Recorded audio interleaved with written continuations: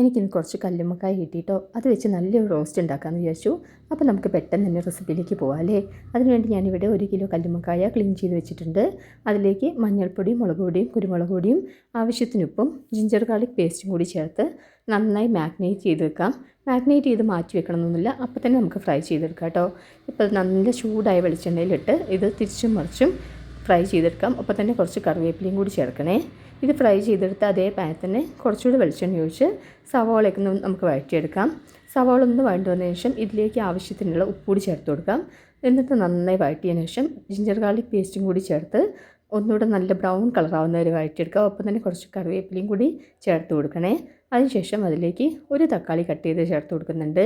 ഇനി ഈ തക്കാളിയൊക്കെ നന്നായി ഒന്ന് ഉടഞ്ഞ് വരട്ടെ കേട്ടോ. അപ്പോൾ തക്കാളിയൊക്കെ നന്നായി ഉടഞ്ഞ് വന്നതിന് ശേഷം വെളിച്ചെണ്ണ ഒഴിച്ച് അതിൽ മുളക് പൊടിയും മഞ്ഞൾപ്പൊടി മല്ലിപ്പൊടി കുരുമുളക് പൊടി മീറ്റ് മസാല ഗരം മസാലയൊക്കെ ചേർത്ത് പൊടികളുടെ പച്ചമണമൊക്കെ മാറുന്നവരെ നന്നായി വഴറ്റിയെടുക്കുക കേട്ടോ.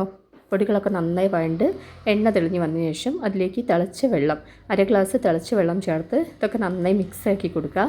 നന്നായി മിക്സ് ചെയ്തതിന് ശേഷം ഇതിലേക്ക് ഫ്രൈ ചെയ്ത് വെച്ചിരിക്കുന്ന കല്ലുമ്മക്കായയും കൂടി ചേർത്ത് നന്നായി മിക്സാക്കിയിട്ട് അടച്ച് വെച്ച് ചെറിയ തീയിൽ ഒരു 5 മിനിറ്റ് വേവിച്ചെടുത്ത് കഴിയുമ്പം നല്ല അടിപൊളി കല്ലുമ്മക്കായ റോസ്റ്റ് റെഡിയായി വരും.